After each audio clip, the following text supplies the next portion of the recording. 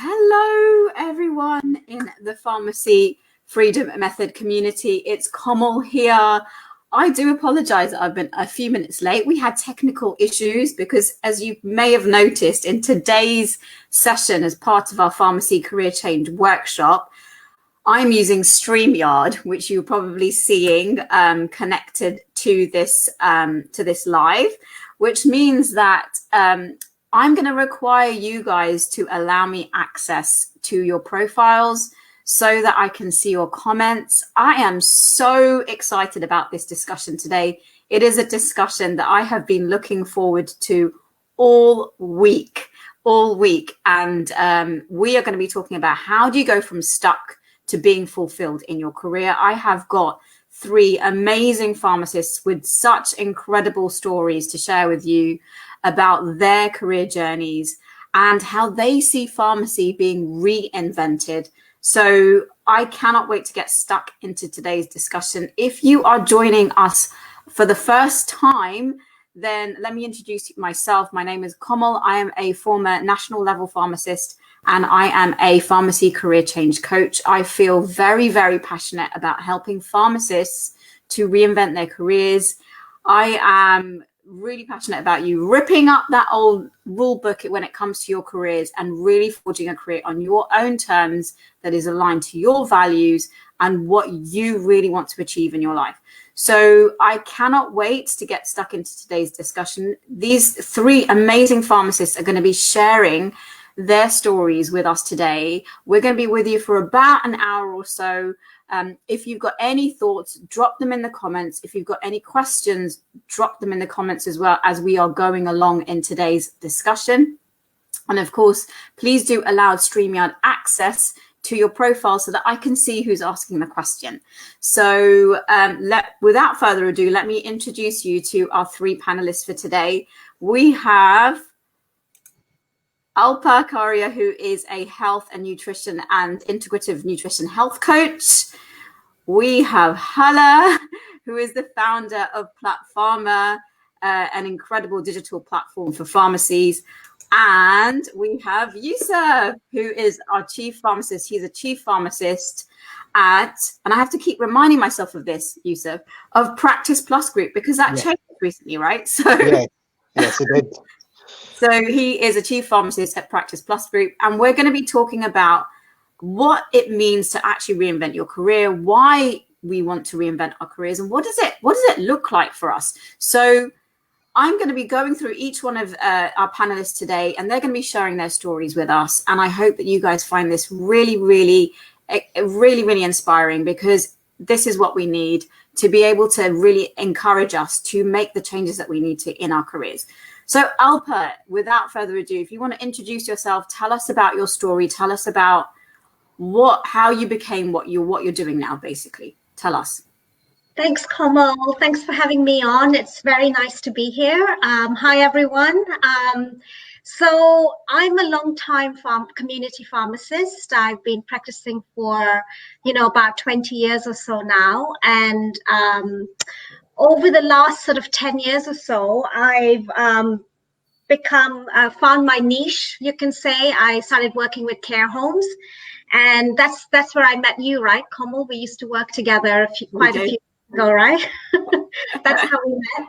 So, I got into, sorting out pharmacy services for care homes. I did everything from the sales to implementation, designing, managing, all of that. And, that, kept me happy for a while. I felt I was developing skills that were outside the usual pharmacy skill set. Things like sales and business development, managing stuff, things like that. But that familiar feeling I've kind of sensed throughout my pharmacy career of not feeling quite fulfilled, not making enough of a difference, right? I don't know if you guys identify with that, but I always felt like, I guess the reason I did pharmacy as a degree was I really wanted to make a difference in people's lives. Like most of us, I suppose, we want to make a difference in people's health. And I never felt I was doing enough of that. And I think the familiar feeling I had a lot over the last few years was I don't feel valued. I don't feel like, I don't feel valued by other members of the health professional team and people around me. But then more than that, I felt like I wasn't valuing myself. I wasn't really valuing what I did, which is really important, right? Like, I think that's, work is so important, right? It's such a big part of our identity.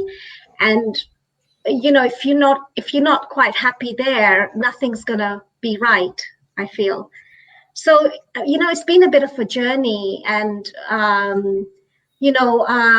nutrition is something that I've always been interested in. So I've always kind of talked about it a lot. I've always read about it. If I ever went into a bookshop, the first kind of aisle I would visit was like, the health and lifestyle kind of. So I always knew that I was into that, right? But I didn't quite understand or quite know what to do with that. And it was, a couple of years ago, I spent some time in India, in Kerala, South India, where, I experienced some Ayurveda, which is, the ancient Indian medicine system. And I really liked the way that in Ayurveda, they look at the whole person, the holistic view. They look at the root causes of symptoms and not just prescribing medicines for each isolated symptom, but looking at the whole person. So that was very, resonating for me. And that led me to finally take the step and go into nutrition school. So, I've qualified as a nutrition and health coach, and I specialize with weight loss and type 2 diabetes, the natural prevention and control of diabetes. And this whole journey has kind of made me feel a little bit more excited and passionate towards my pharmacy career. So currently I'm doing my independent prescribing course. And I'm, my scope of practice is diabetes, which, hopefully if I pass, it'll tie in quite well with my nutrition work. Yeah. So I guess I'm kind of developing what you'd call a portfolio career, right? I don't want to give up my pharmacy for sure. I'm going to be working with care homes. I do that once a week. I'm doing my nutrition mostly and the study, and then let's see where it takes me. I love that, Alper, because as you know, I am a big advocate of holistic health, right? Yeah. And, I do believe that that is really the place where we can really kind of integrate our skills and really bring, that whole body approach in a much more personalized way for people, right? And, I love that you have, that you're embracing both of the aspects of your pharmacy career and your knowledge in health and nutrition and kind of marrying those two things together. So can I ask you, what was the point at which you really kind of took the leap, so to speak, from pharmacy and went into health and nutrition coaching? What was that kind of pivotal point for you? I think the thing is, I didn't have any support. Like I was just on my own. I hadn't really thought about getting a coach or anything. So I feel like I was a few years behind. Like this had been on my mind for a lot longer, but I just wasn't doing anything about it. I was like in that old familiar, being stuck, not sure what to do, not feeling fulfilled, not making enough of a difference. I think I just came to a head. I think things were happening in my personal life and I had that space available. And actually, I joined like this accountability group with a few friends, and we were all trying to make things happen with our all different aspects of our life. And we had this goal setting session, I remember once, just after Christmas in January. And, these New Year's Eve's goals. But then I guess that accountability kind of, okay, look, I'm going to research these nutrition courses. I'm going to do it. And it just happened. It just fell into place. Yeah. And then as soon as I started, I think it's just taking that first step. As soon as I started, the momentum built up. And then I was unstoppable kind of thing. It was just like, I knew what I wanted. Yeah. Yeah, yeah. Hala and Yusuf, have you guys got any questions for Alper about that as well? Anything that comes up for you guys in terms of Alper's story? I always think Alpa is sometimes it's an epiphany moment. Sometimes you have a moment and it's eureka, and nothing is the same anymore. And it sounds like that has happened to you, which is wonderful, you know. And when I was hearing a story, I was just reflecting on my own story, and I was thinking, you're absolutely right. It's hard to describe what led you to where you are, but there's pivotal moments which you can describe and I can describe, and it's taking those lessons, isn't it? And it's about grasping that lesson and opportunity to drive you forward, which is great. Yeah, those signs are there, right? That kind of niggling feeling within you, like you said, you didn't feel fulfilled and you didn't feel like you were making a difference, right? And that's kind of like, it's so inherent to us, right, as human beings. Like, any one of us coming into the healthcare profession, we want to help people. It is built in within us, right? And we want to help them in a way that transforms their lives. We want them to better their lives, right? And there's always that. I mean, for me, there was that point where I got to where I wanted to get to in my career. And it was at that stage that I kind of looked around and went, is this it? Because I was working for PSNC, and then it was like, oh, okay, I've got to PSNC now. I always knew I wanted to do something for pharmacy. And then I got there and I was like, is this it? And there's that niggling feeling in the back of your mind that keeps saying, Kamal, there's something better than this. There's something more than this for you, and that it's that voice, that inner voice that is saying to you that there's something more. So Hala, can you share with us your story? Because I'm so fascinated by how you have got to where you've got to now. Please share with us. Oh, we can't hear you. We can't hear you.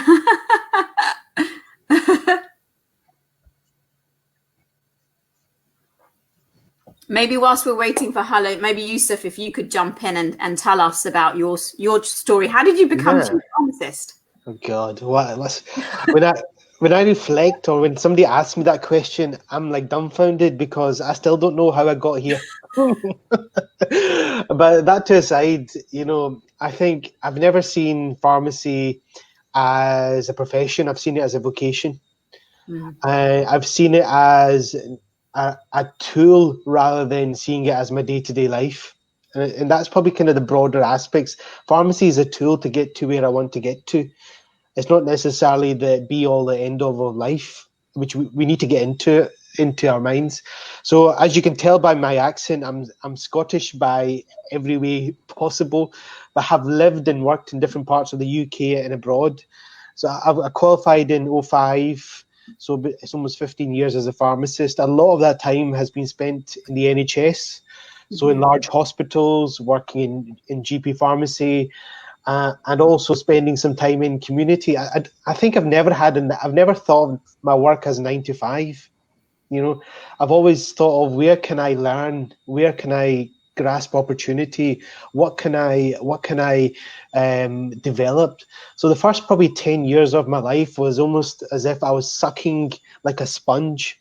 I've taken every opportunity, every job, going for it, working in different settings, and just experiencing my profession and really diving into it. So I would say probably the first 10 years was my own fact finding in who I was as a professional, who the profession is as an entity, but also what are the challenges and opportunities in different parts of the system. So I've never seen myself as a hospital pharmacist. I've never seen myself as a community pharmacist or a GP pharmacist or a care home. I've seen myself as a pharmacist, end of, period. There's no other title to it. There's no clinical to it. There's nothing. And if you get to the core of that, that helps you to understand the profession. I think a lot of the time, many of our colleagues don't understand the business we're in of health. And we might have the right terminology, but we don't understand the core essence of it. So the first 10 years, I think, was a real fact-finding mission. And I think also having spent some time abroad in the Middle East in a different health system was also a real eye-opener, because there's so many ways you can deliver health. And that's what we don't understand sometimes. We're just in our UK bubble thinking that it's only one avenue or one way of doing things, because health is delivered in so many different ways. And then, I took an opportunity to move down to London to take a position of chief pharmacist. And I think I started my value-based work when I moved here. So about 4 or 5 years ago, I started to transition from that managerial to the leadership, which is a transition which is hard to do. It takes a different mindset. It's different challenges to it, but also there's different roles and responsibilities of transitioning from a manager to a leader. And I think that transition was where I found who I was as a person. And that's what I think I'm on that path. And yes, I can tell you of all the additional things that I do on top of my day job, but I think the critical thing is I'm doing things which I enjoy, which tick my value base. I'm not doing things which don't tick my value base. And I think as a profession, as an individual, we haven't understood who we are, which is why we run into challenges of apathy about work, not feeling valued. The profession is against us. My job, my boss is against us, because we don't understand who we are. We don't understand what makes us tick. And if you don't understand that, how are we able to make the right choices in a professional capacity? How are we able to decide where we are as individuals? So I think I've been on my own journey of understanding my values and my beliefs, which obviously requires coaching more than mentorship. And I think those are two different things which still are very confused. In many parts, people think coaching and mentorship are the same thing. It's definitely not. But I think going back to the root, finding who I am helps me to be a better person for those that I'm responsible for. And this is ultimately what it is. And I think this type of being and mindset is what we need to share more with our colleagues and peers, because bureaucracy will be there, red tape will be there, challenges within professional organizations will be there. But if we're able to change the way we see things, we're able to change the way things are done. Yeah. And I've never ever said to anyone that your limit is this, because your limit is what we put on ourselves. A pharmacy is a passport degree. I can't stress that hard enough to people that are viewing this, and also the people that I'm responsible for. It's a passport degree that can take you anywhere that you want to go to. So let's find out where you want to go to, and let's help you to get there. I'm going to add Hala in because she's just joined again, but there is so much there, Yusuf, that I want to touch on, okay? Because we've obviously had conversations about this together, and when you talked about your values, right, that is fundamentally the point at which every single one of us needs to even begin when it comes to our careers. That's where we need to begin, right? And that's exactly what we've been going through in this week's Pharmacy Career Change workshop, because that is, we've been building upon really giving you the right foundations in terms of how do you decide, how do you gain the clarity that you want when it comes to making your career decisions and your career changes, right? We have talked about building what your vision and your values are for yourself, understanding what your strengths and your skills are, understanding how you can then align those two things together. And it's not about just chasing the next job, right? It's about finding a job that is actually aligned to your values, because when you find a job that's aligned to your values, that is when you actually move towards becoming fulfilled, right? It's funny you say that, because sorry, that resonates with me entirely. I'm sure it does with Hala and Alpa. Soon as I stopped chasing the title and the financial package, and start chasing what interests me and what my values are, it skyrocketed my career. And that's a conundrum which many people don't understand. If I stop chasing the title and position and start focusing on making decisions that are value-based decisions which are pertinent to me, it actually benefits your career rapidly. You know, and I could sit here, and I'm the living example. I'm the living example. As soon as I made that change, and I think in my early 20s, I was very driven, and I'll be very honest, I was very driven by money, value, status.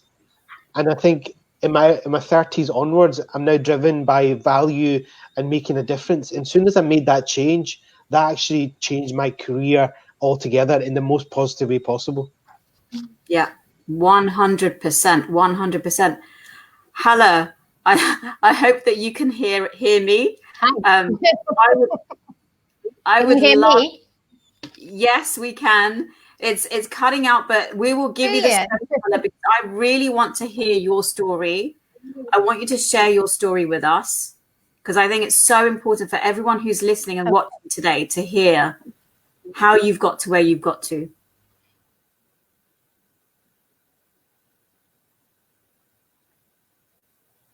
I'm hoping that we can have Hala.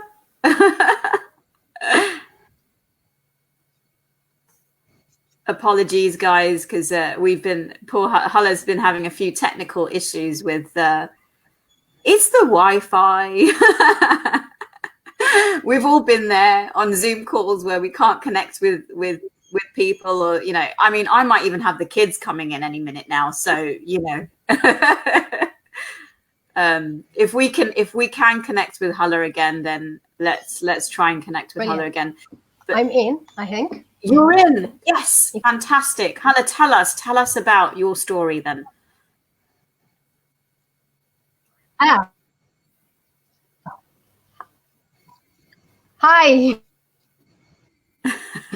I'm here. Can you hear me?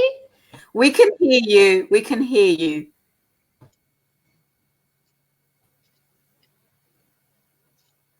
It's gone again. It's gone again. You've disappeared again, Hala. Live stream, and then I heard the words accountability. I heard pivotal, and I realized I must be finished. So thank you for inviting me. No, I hope you can. You all hear me? Yeah. Oh, this is such a shame. Okay, so I will quickly tell you about my story. I'm a community pharmacist by profession, and I started 27 years ago. So it's been quite a while now. And there was a time when I was constantly going through the motions and trying to meet the initial sort of the drive that got me into the profession and looking at how I want to make a difference.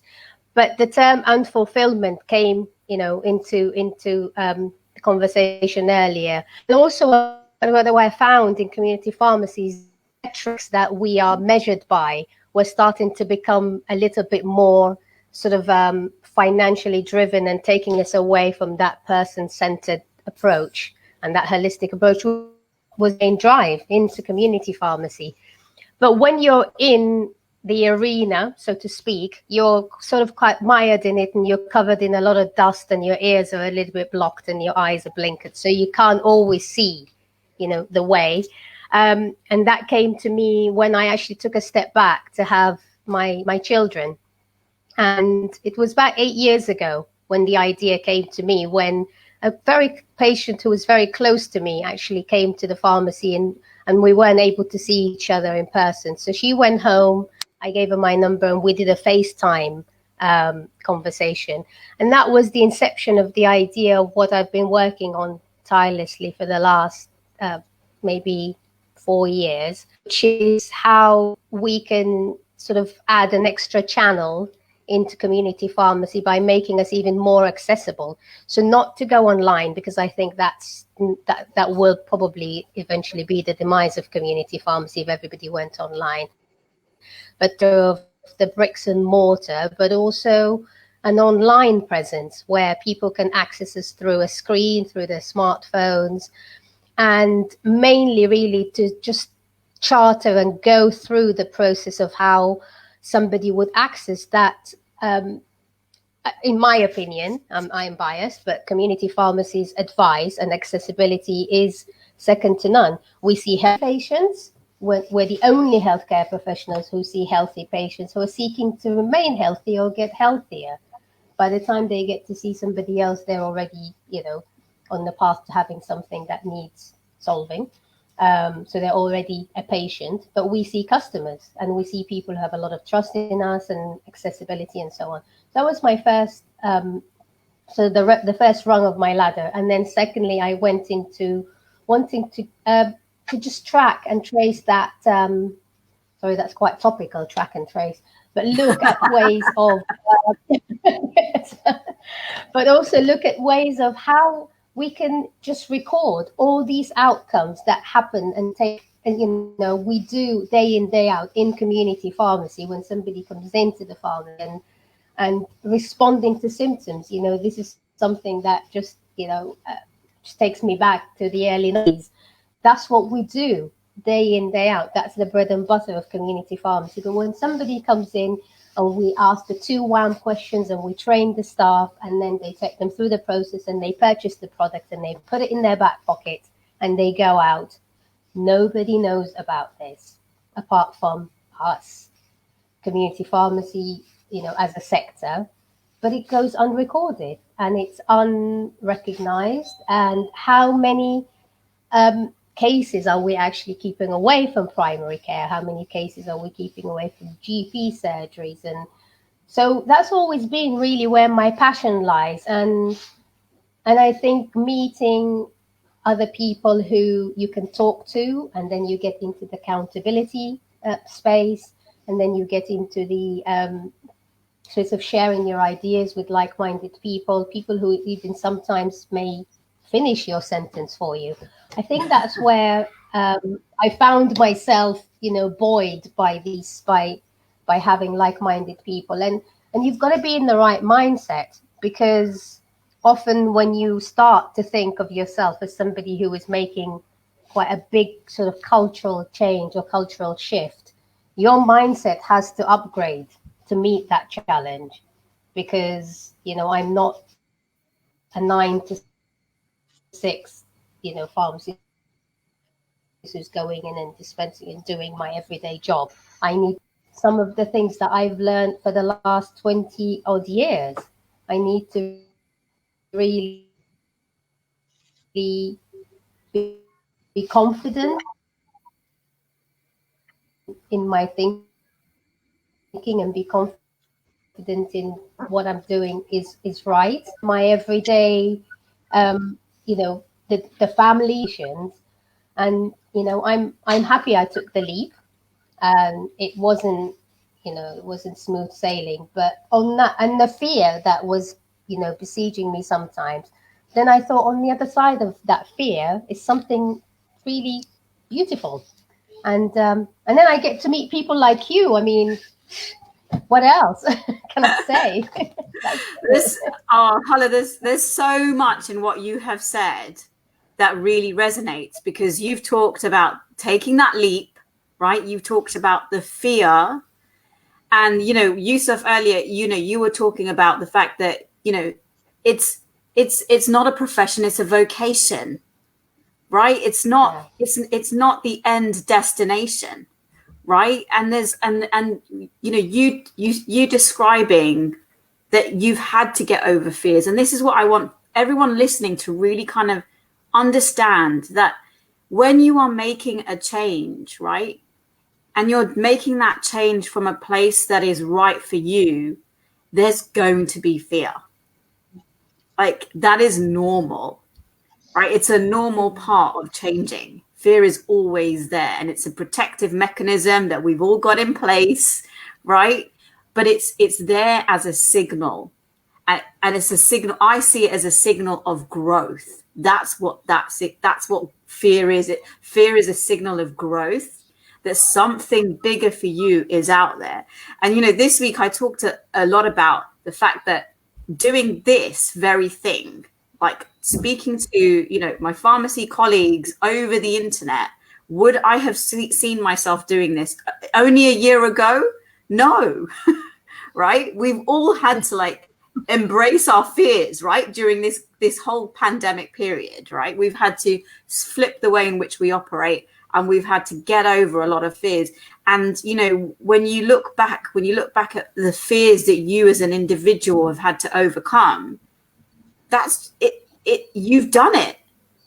You've done it. You've been through so many challenges in your life and overcome those challenges, that actually reinventing yourself in your career, you guys, each one of you guys has got such unique careers, right? Has required you to up level your mindset, has required you to push past the fear, has required you to push past the what's everyone going to think of me, because that question is always going to come up, right? This is not what people like me do.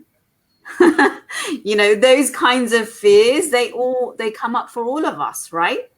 I'm looking through any questions and things that people have left. Please do leave your comments, leave your questions in the in the comment thread, so we can answer them for you. If you've got any burning questions about where you're at now and how you want, what you want to do, or you're stuck, ask us questions, because that's what we're here for. We want to support you. Yep. Right? So any further thoughts from you guys about that? I think you get to learn to live with fear. Sorry, Hala. After you, Hala. No, please. After you. The one thing I think, following on from what Kamal just said, is that one of the other, I think, quite issues that happened to me at the time was, if this was such a great idea, why hasn't anybody else, picked up this before? And I think that was quite, quite a loud voice, if you like, and you would think sometimes you get in your own way, and I think that's one of the other things that was another obstacle to overcome, because you then start telling yourself, lots of stories, and so that was a pressing thing, is if there is a big leap and it's something that's going to make a change, why hasn't anybody else thought about it? How come I'm the first person to come up with it? And I'm being open and honest here, because this is an open and honest, frank discussion, and I don't know if anybody else had that thought before. So thank you, Yusuf. No, pleasure, Hala, pleasure. I was just going to add about the fear and the imposter syndrome, Kamal, that you were alluding to. And I think we've all, Alper and Hala and myself, have learned to live with it and deal with it. Yeah. Because I think that will always be there. I think you need to have help to understand what it is and how to deal with it. And if I think we typically, our profession is a safe profession. It's black and white, but health is grey. And we need to get comfortable in that grey area, whatever that is. We need to get comfortable. And fear and imposter syndrome live in that grey area. And we've never, ever, I'm talking about me, and I'm sure Alper and Hala agree, we've never been formally taught how to deal with that unless we go out and seek that knowledge. And I think there's many people within our profession that have that fear and imposter syndrome, that one, that don't know what it is, and secondly, don't know how to deal with it. And I think that is a big stumbling block to remain stuck. And, Albert Einstein says it all the time. It's absolutely insane to do the same thing and expect a different result. So we need to do something different. You need to do something different to get out of your routine or your position that you're stuck in, or the environment that you're stuck in. And that's, for me, is always playing on my mind as well. Yeah. I see that so much with pharmacists that I speak to all the time. They are getting into, they are in their own way, right? And they are staying stuck because of how imposter syndrome is appearing for them and presenting for them, right? And they don't even know that that's what it is, because until you educate yourself on that and you realize what that even means and looks like for you, only then can you have insight. And I think this discussion has really opened up this question of, we have got so much professional development within our profession, right? But we lack personal development, right? We lack the personal development, because it's the personal development that actually results in you becoming a better professional. Like you were saying, Alper, earlier, about how going down the route of becoming a health and nutrition coach has actually made you a better pharmacist, right? Yeah, sure. because you are really reconnecting with yourself and you are personally developing, and that is elevating your professional self, right? Yes, sure. Yeah. And I think there's a lot of value in getting coaching around this, because when you're on your own, it's hard to see this. You know, you have to get curious about what is it that makes me happy? What are my values, right? And if you find something that align with your values, you're not going to be unhappy about it. A lot of our unhappiness comes when we're not living in line with our values. So, you know, if you're thinking about what to do next, really connect with what's important to you. You know, I had some coaching recently around writing my life's purpose statement. I don't know if any of you have heard of that. But it was really, really powerful. And you know, I came up at the end of 3 sessions, I came up with my personal life's purpose. And probably wouldn't make sense to most people, but to me, it's deeply meaningful. And just to have that, it kind of makes me think, okay, as I go through my life, as I go through my day, decisions, choices, it all becomes so much easier because I know what my purpose is, what really resonates with me, how I want to live my life, right? Yeah, 100%. I've touched on this week as well, asking people to actually write their life story. Because when you write down your life story, that's where you see your own value. Because most pharmacists that I speak to, they do not value themselves, right? And the only way you can start to value yourself is where you are taking that step back and you are actually analyzing yourself in a non-critical way, right? You're analyzing yourself in a non-critical way. You are taking a bird's eye view of yourself and you're saying, well, what is it that matters to me? What have I achieved in my life? And only then can you start to see your own value. Because if you don't see your own value, no one else is going to see that. Exactly. No one else is going to see that. And, you know, when people talk about changing their careers, you know, I mean, you know, I've had people say to me, I've applied for so many jobs and I can't get anything, right? And I say to them, well, when you actually sat down and wrote that application, did you believe that you could get that job? Because if you sat down and you were writing that application without the belief that you could get that job, then how on earth is the person who reads that application even going to resonate with what you're writing on that application, right?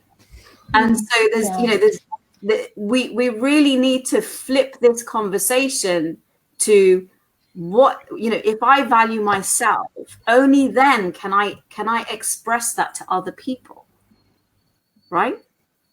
Yes, totally agree. Yeah, it's all about your mindset, isn't it? Yeah. It's what you believe about yourself. Yeah. Hala wants to come in. We've lost you, Hala, briefly, temporarily. Yusuf, I'd love for you to share your story because I know you have coaching yourself, right? Yeah, I have, and I'll continue to do so because I see coaching as an investment in me that will ultimately pay dividends later on, which it's never been instilled in our profession around investing in oneself, be in any form.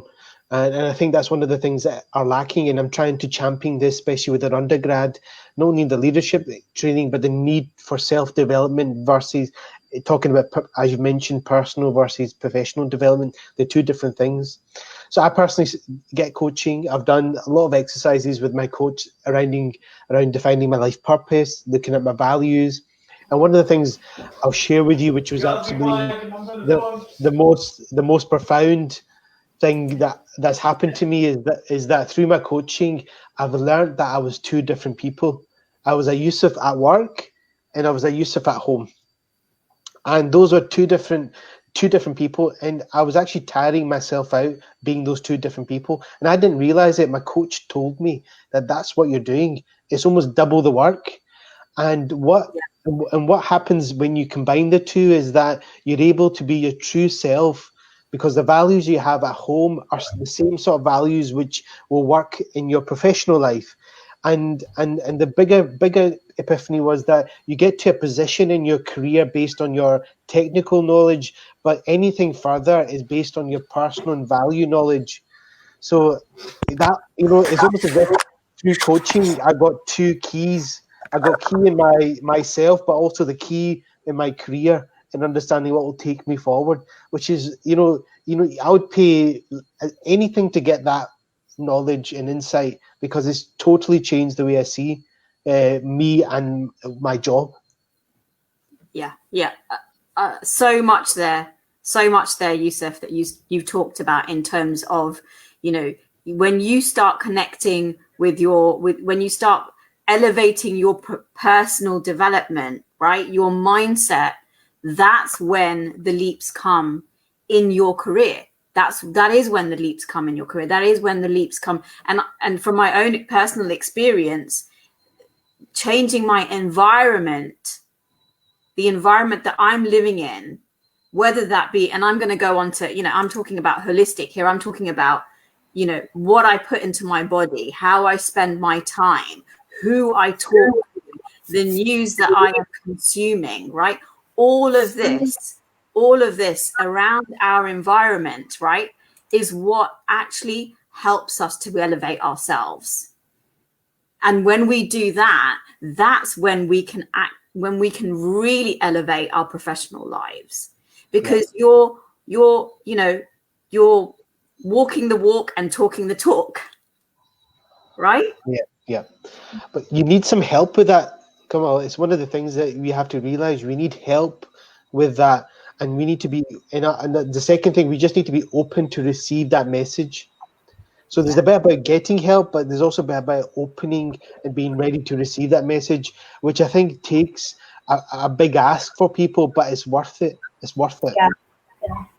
And I think you've also got to make sure that when you are in this space, when you're ready, there'll be some questions that you will be asking yourself, and there'll be some questions that will come to you. And once you're ready to take that leap, the questions will start coming to you. And that's when you realize, it's almost like that's when you realize that the transformation is coming, because the questions are coming and the challenges are coming, and the difficulties and the hurdles and everything else. And that's actually, I guess, maybe that analogy about, when caterpillars turning into a butterfly, I think. Am I right?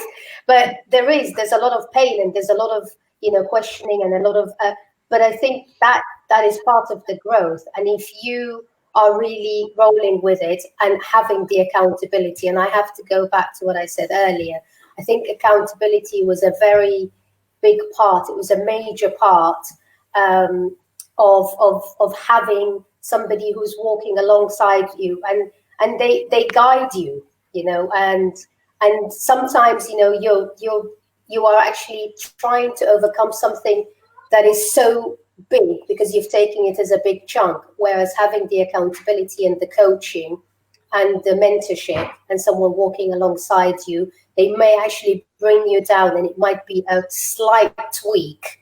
And I think Kumar will know what I'm talking about when I refer to this. It's a tiny little tweak in what the next step is. So if you don't do it this way, but it's a tiny little turn, and the results can actually be super amazing.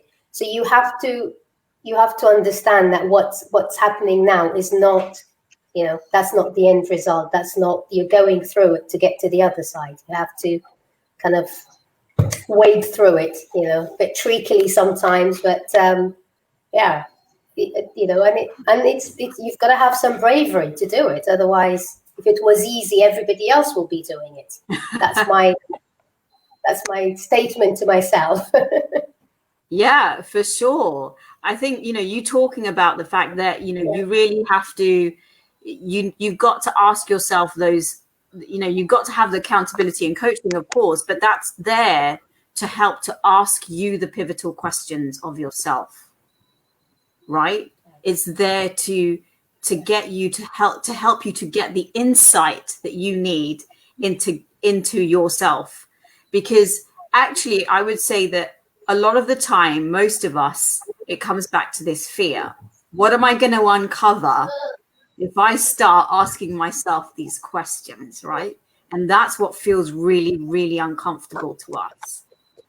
But when you take that leap and you realize the impact that asking yourself those questions can have, what coaching does is it fundamentally changes your identity and your belief about yourself.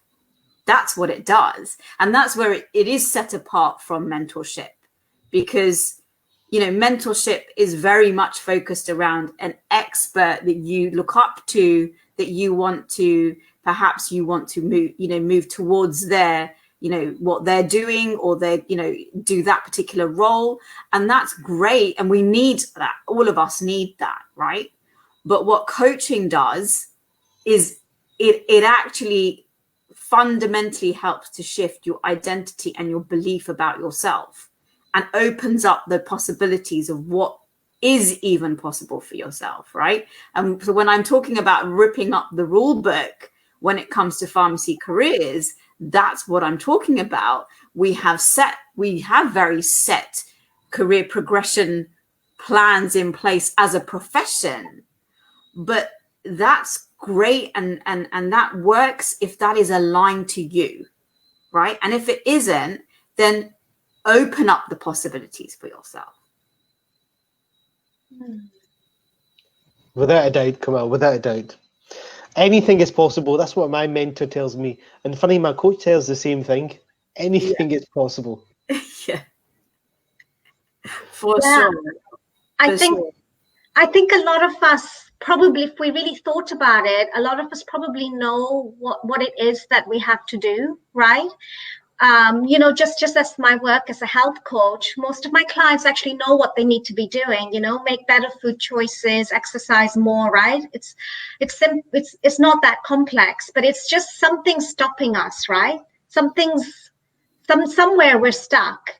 And that's where the value of coaching comes in. There's some ambivalence somewhere in us taking that next step, and a coach will help you deconstruct that. And because there are benefits to staying as we are as well, right? We're all into survival. We all want to stay safe. So if you really understand why we're here, why we're not moving, but what are the benefits of moving forward, somewhere there'll be some movement, right? There'll be some insights, as you say. Yeah. 100%. 100%. We've had a question that's come through. Someone's asked about nutrition courses available. We'll definitely reply back to you. Alper, if you could actually help, because I know you're in the group as well. So whoever's asked that question about nutrition courses will definitely answer that for you. And Noura's asking, and I'm going to pop this up. Noura's asking, would you say it's normal to behave differently at work than at home? And obviously, Yusuf's already touched upon this. At work, we're always more professional and focused on completing work goals, right? So, going back to what you were saying, Yusuf, is that, the person at work and the person at home is one and the same. Yeah. Right? Trust me, I've done it for years, being two different people. It's twice as hard to be that two type of people. I know what Noor's trying to get at. Some of the behaviors may have to be different, but ultimately you are the one person. Noor is Noor, whether she's at home, whether she's at work. But what is the USP here is that the values that you hold dear to at home are the same values that are going to help you in your career. Absolutely unequivocal about that. And I think if we're able to combine the two people, professional Noor and personal Noor, you're able to have a better, more fulfilled career that way, and it's much easier. Yeah, for sure. 100%. I have had so much fun in this discussion today, guys. It's been so lovely to be able to share this discussion with you and have this open and frank discussion about where we see, how we see ourselves being reinvented, really. I really, really appreciate it. So I just want to thank you guys so much for your time, especially on a Sunday afternoon. I really, really appreciate it. And I'm sure that so many of our colleagues who are watching this will feel really inspired by everything that you guys have talked about. And, if there's one takeaway, It's what Yusuf said about the person at home and the person at work is one in the same. Don't try being two different people, right? You know, if there's a one single takeaway from today's session, it's got to be that, right? So I just want to thank you guys so much for today's session. For those of you guys who are watching and of course who've been following along with the Pharmacy Career Change workshop that we've been having in the group this week, and you know, I really hope that it has provided you with the foundations that you need to help you to actually try and find careers and jobs that are aligned to who you are, because that is ultimately what it comes down to. And, you know, I've opened applications for my Pharmacy Freedom Method Accelerator, which is a 6-month coaching program. And it is all designed around helping you to reinvent yourself in 6 months, because a lot of that requires the mindset work that we've talked about today. It requires the up leveling in terms of your environment. It requires you to set those goals and have the accountability and, you know, and one-to-one support that you need to get you to where you want to get to. So do check that out. And of course, that's going to be up on the group as well. Somebody just said, thank you. My IT is really played up today, but great info. So thank you so much, guys. Really, really appreciate your time.